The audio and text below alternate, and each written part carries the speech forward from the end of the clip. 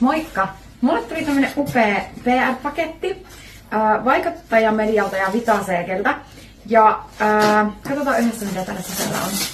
Täällä oli vähän näistä tuotteista tällaisia infolappuja. Ensimmäisenä tältä paketista löytyy tämmösiä Zen energiajuomia. Hetkinen. 4 eri makua. Vielä yksi. Mango. Sitten on raspberry blueberry, eli vadelmamustikka. Sitten on tämmönen lemonade lime ja peach apricot, eli persikka-aprikoosi.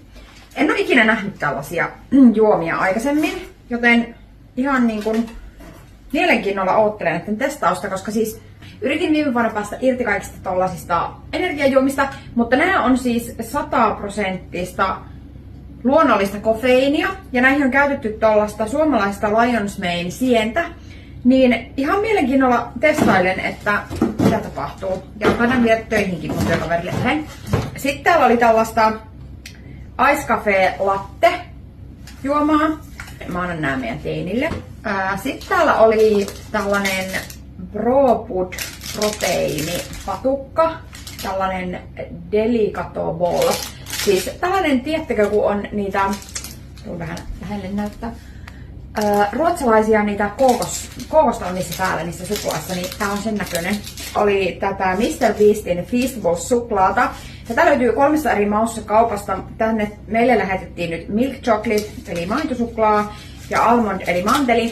Kuopus haluaa maistaa tätä ihan innoissaan, koska hän on nyt katsonut isänsä kanssa sitä Beast Games-ohjelmaa tuolta Amazon Primeista, niin tää oli kiva. Ja siis, jos et tiedä kuka on Mr. Beast, niin Mr. Beast hän on siis suosituin tubettaja maailmassa. Sitten täällä oli tällaista Amona Crunchy Peanut Butter, 2 purkkia. Ja sitten oli tällaista Amonan Cookie Spread, kriimi, eli tällaista niin keksileviitettä. Tän meidän teini varmasti vetää parissa päivässä.